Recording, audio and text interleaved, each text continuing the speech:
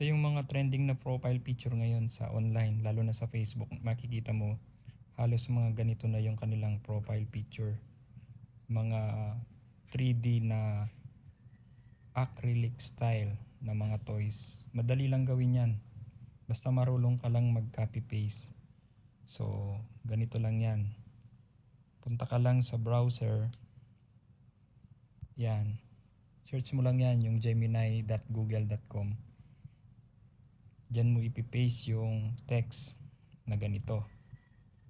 Ayan. Yung prompt na create hanggang dito sa illustrations.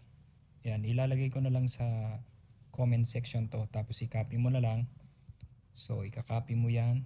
Then, ipipaste mo lang dun sa Gemini. Dun sa may google.com. Dito. Ayan. Paste mo lang dyan. And then, click mo lang yung plus dito sa may gilid. Upload files. Photo library. Tapos hanapin mo lang yung photo na gusto mong i-convert. Halimbawa ito. Tapos add. Ayan. So mag-upload yung picture. Ayan. And then press mo lang yung enter. Ayan. Tapos hintayin mo lang na magko-convert si Gemini. Bali ito yung picture na i-convert niya. Mabilis lang yan. Nakikita ko sa online to. Nagkakakitaan pa ito.